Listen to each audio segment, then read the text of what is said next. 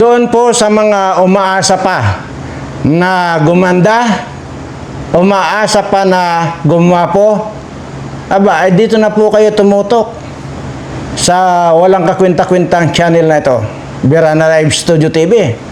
Ayan po, hindi lamang po kayo gaganda, gugwapo, suswertihin pa kayo. Ayan.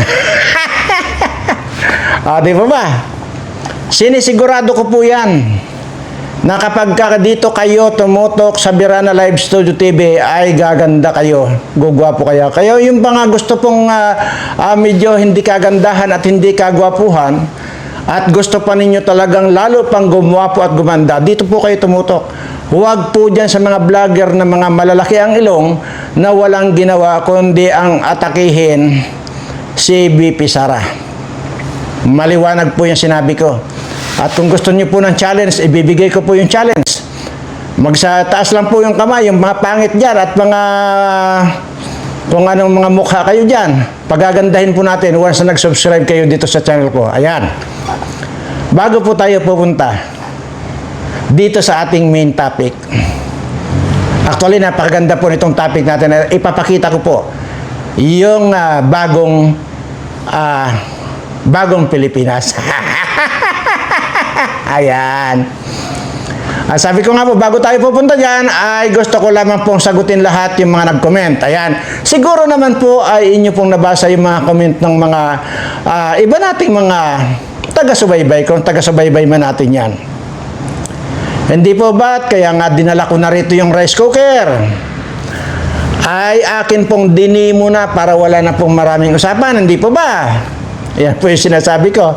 Pero may nagtanong pa rin po kung papaano raw yung walang mga rice cooker. Di po ba? Ang liwanag naman po yan, yung bandang huli. Di ba nalimutan ko na nga sana, pero at least naihabol ko. So nandun yung sa bandang huli.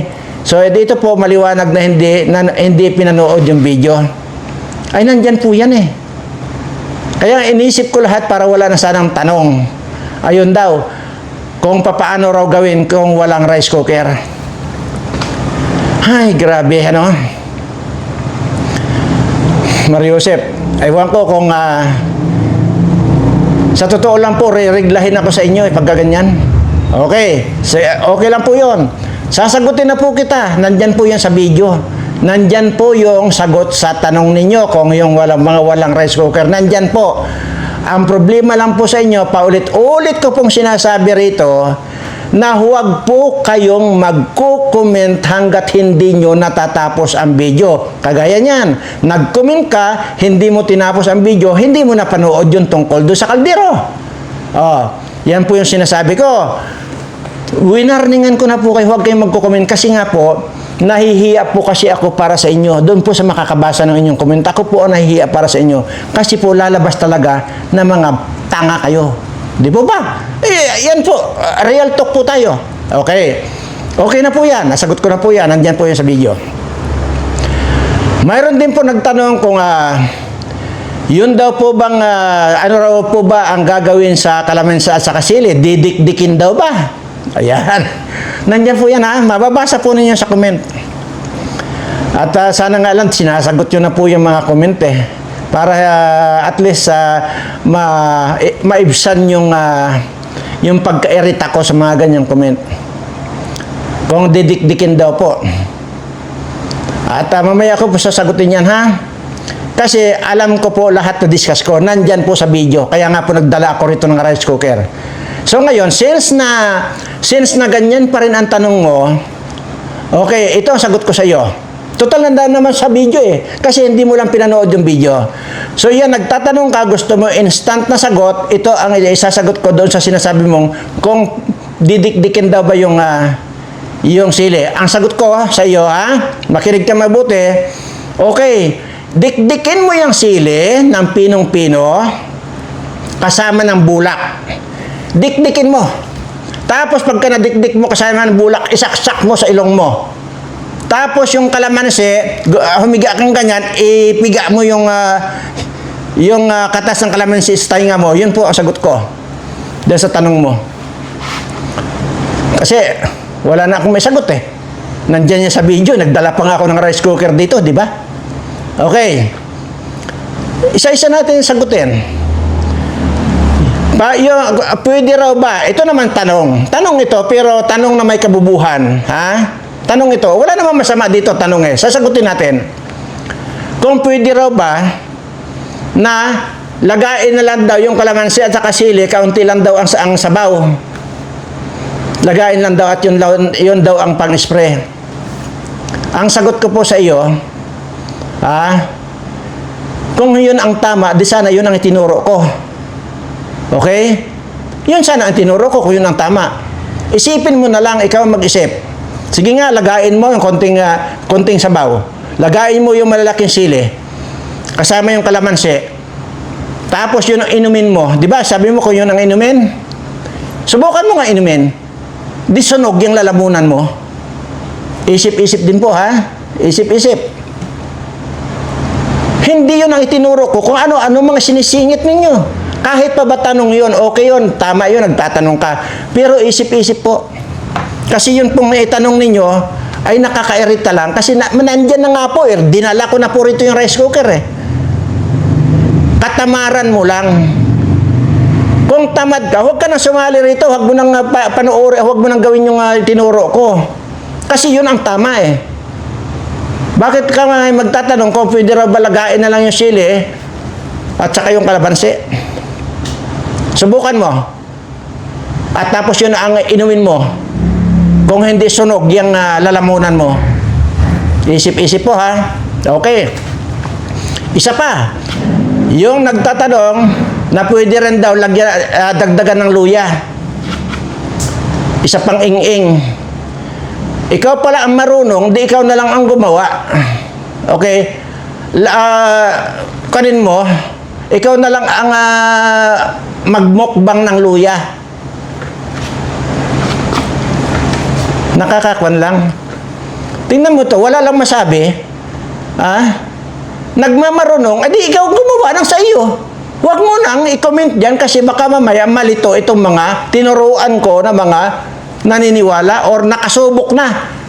Tested and proven na po itong itinuro ko. Marami pong comment diyan na talagang tinisting nila yung Makati ang lalamunan, labay obo sila, tinisting nila, kinabukasan wala na. Bakit mo ngayon sasabihin na pwede rin haluan ng luya? Ikaw na lang gumawa. Isalaksak mo dyan sa lalamunan mo yung luya. Huwag niyo pong pipilitin ako magkuhan. Katangahan po yan. Lahat po na nag-comment na ganyan, mga tanga kayo. Sinasabi ko sa inyo. Kung ayaw niyong sundin at tinatamad kayo doon, di huwag kayong sundin. Pinipilit ko ba kayo? Hindi ko po kayo pinipilit. Yun ang tandaan ninyo. Kung yun ang tama, di yun sana tinuro ko. Hindi ngayon ang tinuro ko, bakit dadagdagan nyo? Dadagdagan nyo ng luya. Salaksak mo, sa lalamunan mo yung luya mo. Grabe. Ito pong ipapanood ko, ito po yung nangyayari dito sa ating bagong Pilipinas. Ayan. Ito po yan, yung bagong Pilipinas natin ngayon. Yan. Ipakita ko lang po muna sa inyo. Yan po yung ito pong pari na ito. Ito. Yan po yung pari na 15 years na nag-addict. Okay? At ito naman po, ito yung porsigido na ma-impeach si BP Sara yan. Dalawa po na yan. Gustong-gustong ma-impeach si BP Sara. Okay. Pero mamaya po, ay may papanood po ako sa inyo. Obis po yung mga yan. Obis pa yata yan. Yung po ipapanood ko sa inyo, obis po rin po. Yan. Yan po yan. Yung mga mukha na yan. Yan ang gigil na impeach na si Sara Duterte. Ngayon, para po malaman ninyo, maintindihan ninyo, na ito na po yung bagong Pilipinas. Ipapanood ko lang po sa inyo yung bagong Pilipinas ngayon. Para po malaman po ninyo na ito na po yung bagong Pilipinas. Okay?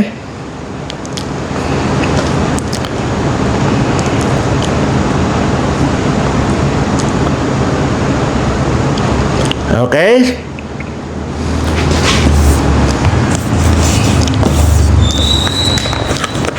Tanggalin po muna natin itong mga aswang na ito. Ayan.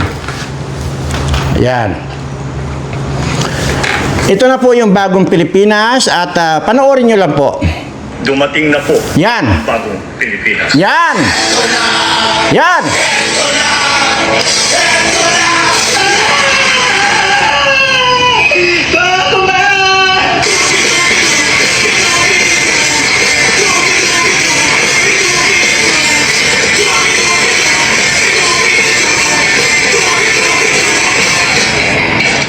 Kapag nag-iisang kasama, Yan, yung mga bangag na.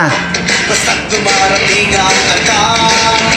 Awitin Yan ang mga bangag na po yan. ay kasama. Ayan. Tambol mo ay butas na lang. Oh. Kasama yan ang sibol ng mapapasaya. Huminga ng malay, masabay ang lugar. Kapag ulan, handa ng lahat. Sabay-sabay ang pasok sa bagsak ng Yan. Yan, sip pamor, higop. Ayan. Oh. Yan yung mga bangag na.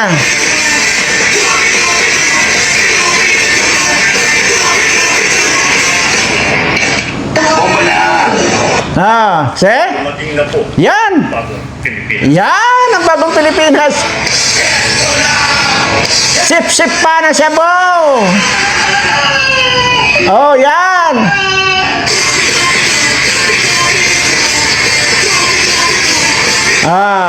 Kita nyo na.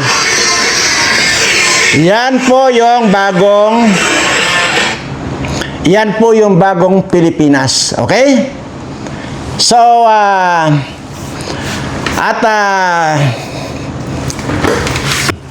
kaya pinapakita ko lang po sa inyo, yan po yung pinagmamalaki natin bagong Pilipinas. Okay? Ito na po yung sinasabi ko na yan yung mga gustong ma-impeach si BP Sara. Yan mga pare na yan. Yung isa dyan, 15 years na nag-addict. Yung mukha na yan, yung isa, mukhang Hawaiian frog. At tataparan po natin, mga obispo yan. May obispo din po tayong pantapat dyan.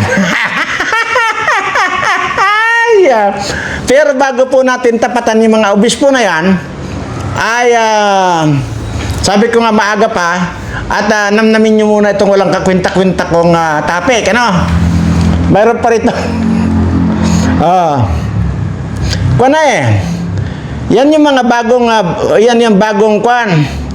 Yan yung bagong Pilipinas ngayon. Ayan o. ng salapi.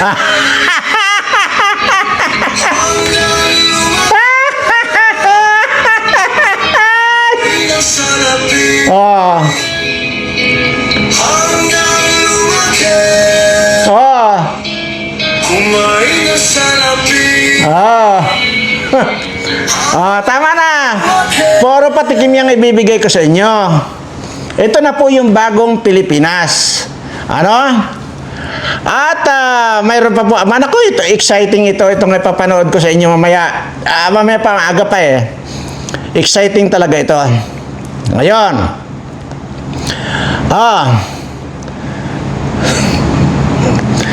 Ito pa si Kwan. Ito yung kumakandidato na yung sabi ni President Duterte na kasing lalaki ng ngipin ng kalabaw, yung ngipin nito. Ito si Jokno. Tapos ang kasama niya, Singiwi. Ayan. Yan po, papanood ko lang po sa inyo para po mayroon kayong kwan. Ayan, oh.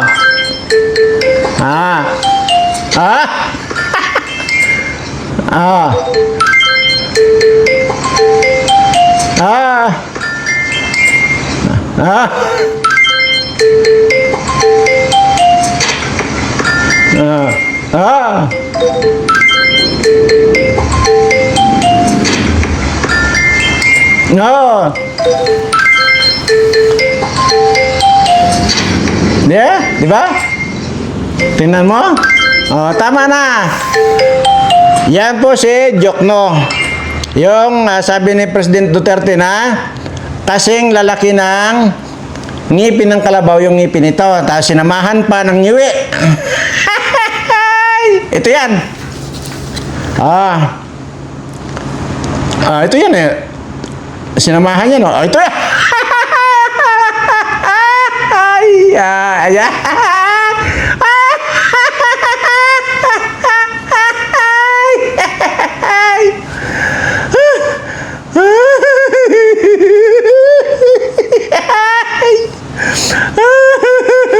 Sandali.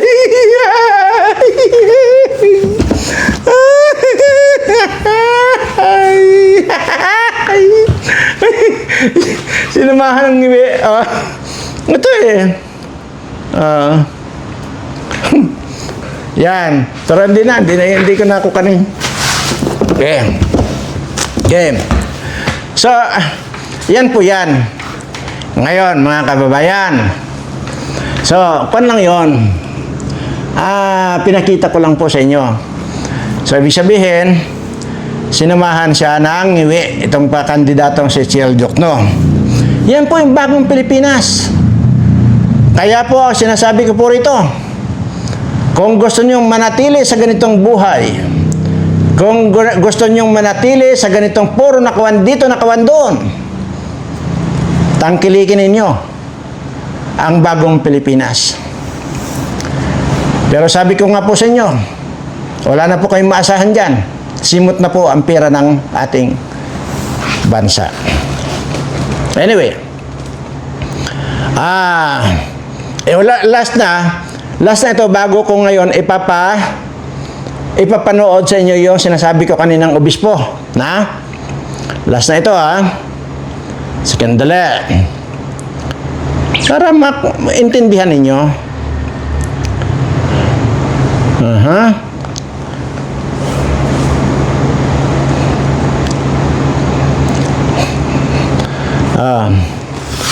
Ito po yung bagong Pilipinas. Ayon po dito sa ating nag-share nito ay ito po ay malakas na raw ang tama. Nasobrahan ng tama. Kaya tingnan ninyo kung anong ginawa. Tingnan nyo kung anong ginawa. Malakas daw ang tama na nito. So ngayon, dahil dyan sa tama nito, ito na, mapapanood nyo na. Yan. Yan,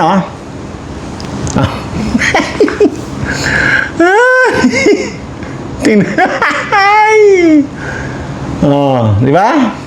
Yan po. Yan po yung bagong Pilipinas. Okay. Sige. At balikan na natin itong na ito. Ayan. Balikan na natin ngayon yung dalawang obispo na yan. At ito naman po, ipapanood ko sa inyo yung kontra-obispo. Sige. Yan, gustong ma-impeach si Sara. Ito naman, panoorin nyo. Obispo rin po ito. Yan, ito na. Ayan. Teka.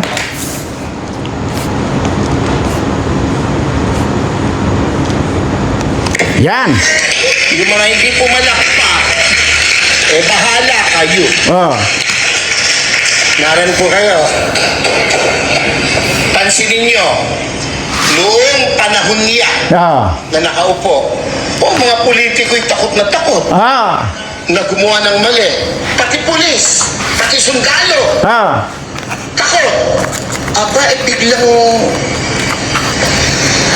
anong nangyari? Ngayon ang mga kuragot mga nakaupo. Naran po kayo? Ako, tayo hindi pinanganak kahapon. Alam natin yan.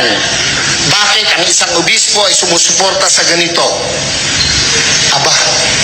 Hindi masamang mangarap ng pag-unlad ng pagkakaisa sa bansa natin. Kung hindi tayo magsasalita at kikilos, kung hindi tayo magpapakita ng puwersa, ng lakas, sino ang gagawa nito? Ayun. Nagpasaring nga ng people power. Walang hindi mo magawa, lalo na sa rally, hindi mo kaya. Ah. Yung makasigaw ng amen! Oy, iyan yung matatapang. Dapat, ito ang tandaan nyo, ang buhay natin, minsan lang. Pakisabi mo sa katabi mo, mamamatay ka rin. Sabihin mo, malapit na. Pero, bago mamatay, napakagandang nagparinig ka, nagparamdam ka para sa bayan. Yan. Yun ang pinakamahalaga sa lahat. Amen po?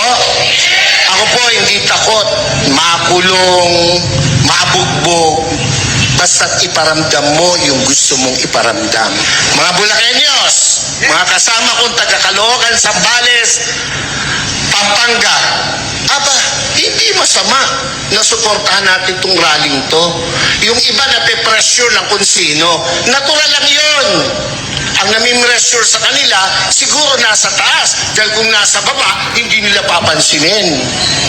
Pero, aba tayong malaya. Huwag tayong pa-pressure kahit kanino. Minsan lang ang buhay natin. Tama.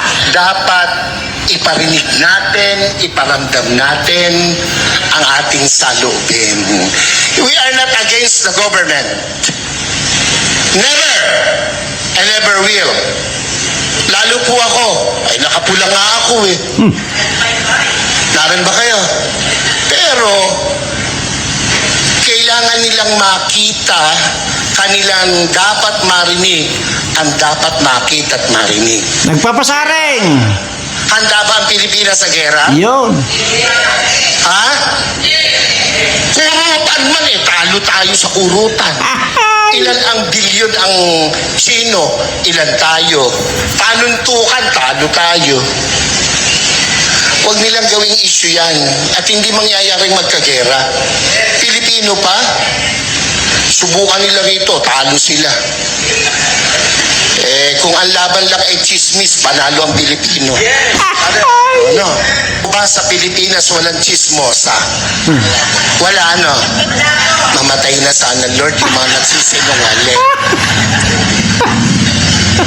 Huwag nilang gamitin yun. Napanakot, divert. Yung ginanggit ni kapatid tungkol sa ayuda, wala akong question dun eh. Ang question ko ron ay nakakarating ba sa tamang tao yung ayuda? Yun. Ako hindi pa nakakaranas ng ayuda. Ewan ko itong mga kasama ko sa harapan. Nakatanggap na ba kayo? Ayuda. Kayo ba'y nakatanggap na? Oo, kaya kayo magrarally, hindi pa kayo nakakatikin. Ako pinagbibiro lang, pero yung po'y katotohanan. Yun eh. Kung iyan napupunta sa tama. Kung binibigay natin sa 40s, yung dole, yung mga tupad na nagwawalis at nagdadamo, 1 oras lang ang naipapay 8 hours. So walang problema ang gobyerno, yung nagpapatupad. Naran po kayo. Yung 4-piece, hanapin mo mga nanay, isinasanla yung card na nagsusugal. Hindi ako against dyan, pero dapat tama ang binibigyan. Tama. Naran po kayo? Correct. Oo. Pag dumaan sa politiko, dole, ang magwawalis, mayayaman pa sa amin. Pero naka-uniform, nasa lilim, nagkikwentuhan. Ang pinagkikwentuhan, ganito lagi. Alam mo ba? Yun mga introduction ng mga chismoso. Alam mo ba? Alam niyo ba? O tango naman. Hindi tayo papayag na hindi natin iparinig, iparamdam, ipakita ang dapat nating ipakita Yun. sa bayang Pilipinas na ating minamahal. Yun! Ako po, kung matetreten sila sa pagtakbo ng mga Duterte, matreten sila. Bakit? Matitino yung Duterte. Yun! Ako po, kahit obispo nung panahong iyan ay lumalaban, ako po'y kasakasama. Ako po'y nangitim. Ako'y inalukan na maupo sa cabinet. Hindi ko tinanggap. Ang gusto ko'y makita siyang namamahala. Kung anong ginawa niya sa Davao, gawin niya sa Pilipinas at ginawa niya sa Pilipinas. Grabe. Mabalik yun, ako po ay matutuwa. Nako. Gulat ng mga Oh, netizen yan. sa balitang si Erwin Tulfo pala ang orihinal na may akda at may idea ng akap or ayuda sa Kapos ang Kita program ng Oh, yan po. Narinig nyo na.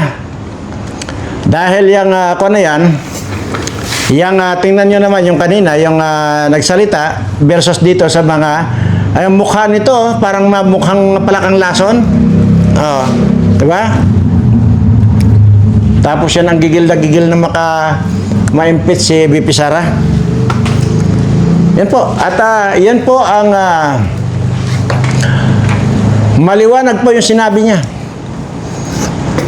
na talagang pinuri niya ang pamamahala ni President Duterte. See? Totoo naman talaga yun. Kasi napakarami nating mga politiko nakala mo noon na talaga namang mga himod tumbong din. Oh. Aba ay nung nalipat dito sa Bangag, nung naghimod tumbong din sa Bangag at medyo mayroon ng lasa-lasa yung hinihimod nila na Shabu, aba ay talagang patayan na. Talagang tahasang ipinagbili na nila yung kaluluwa nila sa halagang pira na kung saan yung pira naman yan ay pwede nilang kitain na kumpara dito sa kanilang mga prinsipyo na kahit kailan hindi na babalik sa kanila yung prinsipyong winala nila, talagang pinabayaan nila, mismong sila ang bumaboy sa sarili nila. Ganyan po yung bagong Pilipinas ngayon. Kabi-kabila ang walang masaing nating mga kababayan. Kabi-kabila yung daing ng ating mga kababayan. Lahat na yata ng daing ng ating mga kababayan, idinadaing na. Pero wala pa rin nakakarinig dito sa bagong Pilipinas. Bagkos tuloy-tuloy pa rin yung pagnanakaw nila dito sa ating bayan. Ganyan kasasama itong mga, hindi ko maintindihan kung ito ba ay mga tao pa o baka nagkatawang tao na lang ito dahil ang totoo nito ay mga satanas na itong mga ito. Ganyan po. Kabalasubas, kabi-kabila, kahit saan ka manood, kahit ano yung i-click mo, puro ganito na lang ang usapan. Kaya nga ayaw ko nang mag-topic dahil kasi maging ako naapektuhan. Dahil wala ka naman makitang maganda-gandang balita man lang. Puro nakawan. Puro kidnapan, puro singhutan. Ayan po yung singhutan. Kahit saan ka kalye pumunta, makikita mo may nagsisinghot. Nandito na, umaarangkada na yung mga kidnapan. Umaarangkada na rito yung mga kinukuhang mga bata para ipagbili yung kanilang mga kidney. Itong mga walang kamalay-malay na mga batang ito. Nandyan na lahat yung mga nakawan.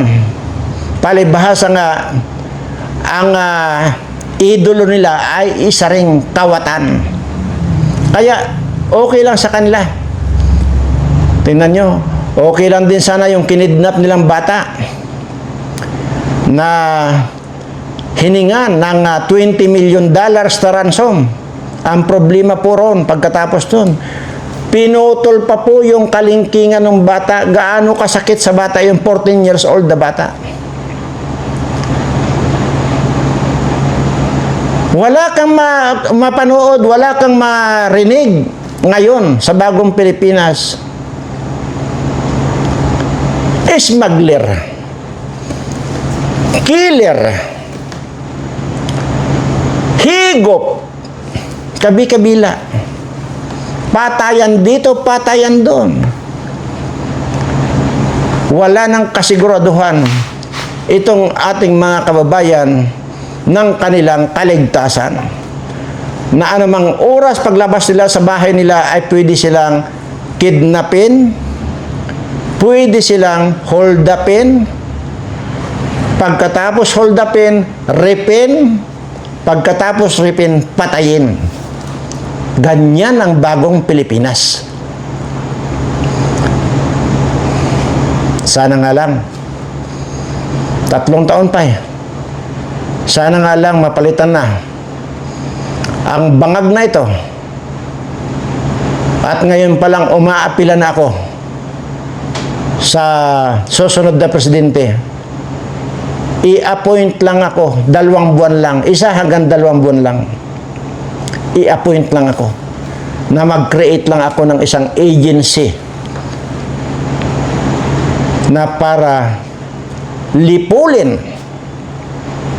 katayin lahat itong mga kawatang nagpahirap dito sa mga kababayan ko. Itagaan nyo sa bunbunan ni Bato. Kapag hindi ko nagawa itong sinasabi ko, maliban doon, murahin nyo na ako. Nakakagigil. Kagaya nun, nagsisinghutan. Pagkatapos magsinghutan, mangtatarget ng mga kani-kanilang mga bibiktimahin. Either hold upin or aakyat bahay sila. Poperwisyuhin yung may-ari ng bahay. Okay lang sana kung hold upin nyo lang. Ang problema pa, hino-hold up nyo na, pinapatay nyo pa. Ganyan ang bagong Pilipinas. Anyway, sabi ko nga po, dito po sa walang kakwinta-kwintang mga topic na mga ginagawa ko rito, pagtiyagaan nyo na po. Hindi ko lang po kasi matiis na hindi ko ibulalas ang aking mga nakikita. Yung personal kong nakikita sa kahirapan nitong aking mga kababayan, hindi po ako mananahimik. Bagkus, pag mag-iisip pa rin ako kung papaano kung litson lahat itong mga kawatang ito. Maraming salamat po at sana pagpalain hawa kayo ng ating Panginoon at mailayo kayo sa kademonyuhan na gawain nitong mga politikong ito. Maraming salamat po. Mahal na mahal ko po kayong lahat.